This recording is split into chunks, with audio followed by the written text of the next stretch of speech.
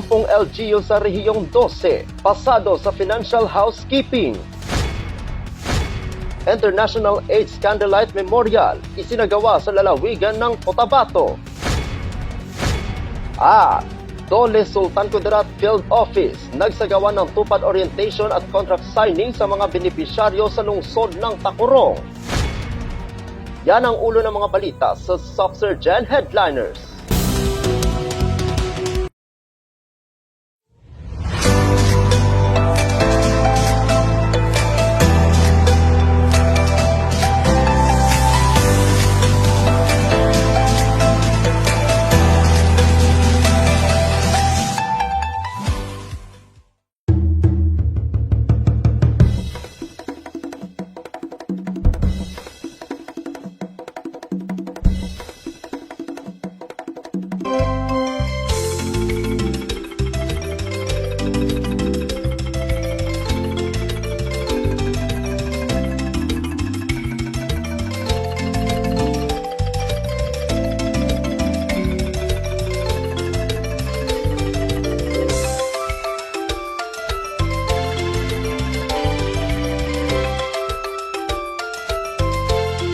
Magandang araw, South Central Mindanao. Narito na ang mga pangunahing balita sa Soxergen Headliners ngayong Mayo 22, taon 2024.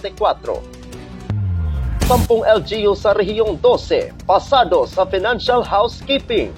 Narito ang ula. Alinsunod sa DILG Memorandum Circular Number 2014-39, ang good financial housekeeping ay iginagawad sa bawat lokal na pamahalaan na nagpapakita ng pagsunod sa mga pamantayan sa accounting at auditing, mga alintuntunin at regulasyon mula sa audit ng Commission on Audit. Kinakailangan na sumunod ang mga ito sa alinmang mga patakaran na ipinag-uutos ng Department of the Interior and Local Government o DILG, kung saan ang lahat ng kinakailangang dokumento sa pananalapi ay nakapost sa FDP portal para sa ikalawa hanggang ika-4 na quarter ng calendar year taong 2021 at unang quarter ng calendar year taong 2022.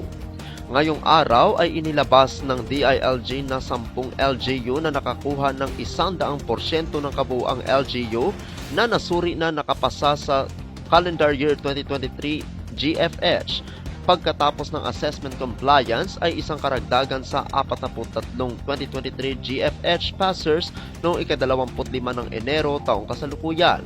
Kabilang na dito ang mga bayan ng Midsayap at Lang sa lalawigan ng Cotabato, bayan ng Isulan at Senator Ninoy Aquino sa lalawigan ng Sultan Kudarat, bayan ng Santo Niño, Banga, Lake Cebu at Dorala sa lalawigan ng South Cotabato, bayan ng Glan sa lalawigan ng Sarangani at lungsod ng General Santos sa ilalim ng highly urbanized city. Ako ang inyong kaibigang Apolinario Valencia para sa Soxergen Headliners. International AIDS Candlelight Memorial, isinagawa sa lalawigan ng Cotabato. Narito ang ula. Nakiisa ang pamunuan ni Cotabato Governor Emilio J. Talino Mendoza sa buong mundo sa taunang paggunita ng International AIDS Candlelight Memorial ngayong buwan ng Mayo. Sa pangunguna ng Integrated Provincial Health Office o IPHO at Department of Health Region 12 na idinaos ngayong Miyerkules sa Magpet Municipal Gymnasium ang isang makabuluhang aktibidad upang alalahanin ang mga individual na binawian na ng buhay dahil sa sakit na Human Immunodeficiency Virus o HIV at Acquired Immunodeficiency Syndrome o AIDS. Layunin din ng naturang kaganapan na maitaas ang kaalaman at pangunawa ng komunidad hinggil sa naturang sakit upang maiwasan ang diskriminasyon o stigmang naibibigay sa mga taong dumaranas ng ganitong karamdaman at sa halip ay maipadama sa kanila ang pagkalinga, iba yung proteksyon at suporta na lubos nilang kinakailangan upang higit na mapalakas pa ang kanilang kalooban. Ang candlelighting o pagsindi ng kandila ng mga kalahok na siyang naging highlight ng nabanggit na seremonya ay sumisimbolo ng pakikiramay sa pamilya ng mga pumanaw na at pag-asa naman para sa mga taong may sakit na patuloy na lumalaban sa buhay. Nagsilbi namang Resource Speakers in Family Planning Organization of the Philippines o FPAP Chapter Program Manager for Soxergen Christopher Peñales. Sa naturang aktibidad na nilahukan ng abot sa 160 na mga partisipante na kinabibilangan ng mga kasapi ng LGBTQIA+, mga barangay officials at sangguniang kabataan officials mula sa 32 na mga barangay. May mga mag-aaral mula sa Alibayon High School, BA Calamba High School, Manumba High School, Inac High School, Notre Dame of Magpet at Magpet National High School.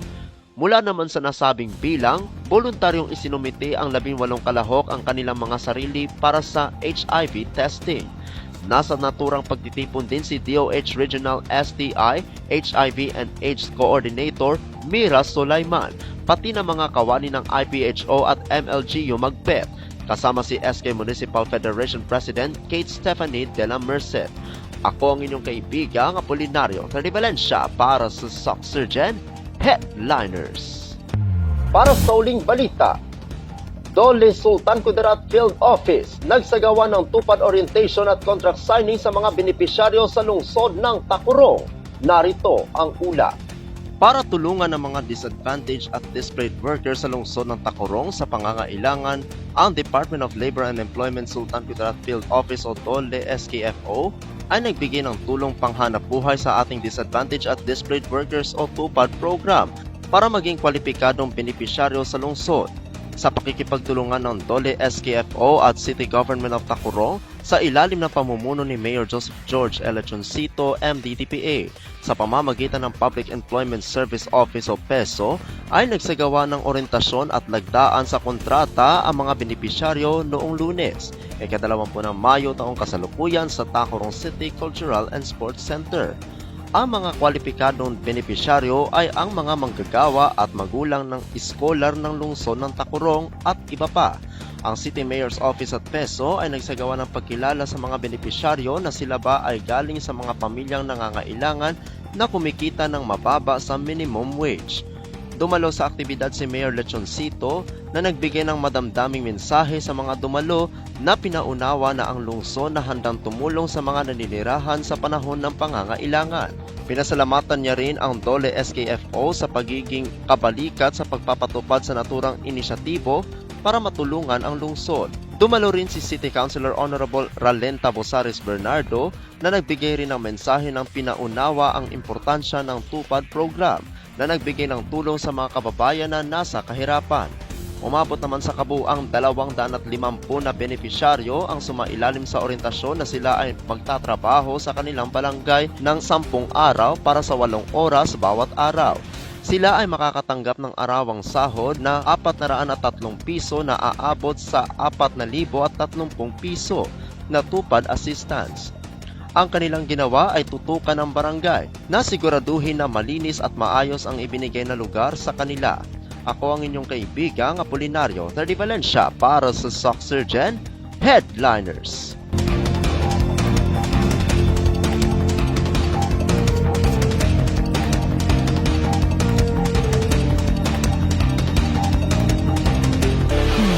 At yan ang kabuuan mga balita sa araw na ito. Mga balitang kailangan ninyong malaman, balitang walang kinakampihan, balitang totoo, balitang may dalang aral at inspirasyon. Ito ang Soxurgen Headliners. Hanggang bukas, maraming salamat at magandang araw, kaibigan.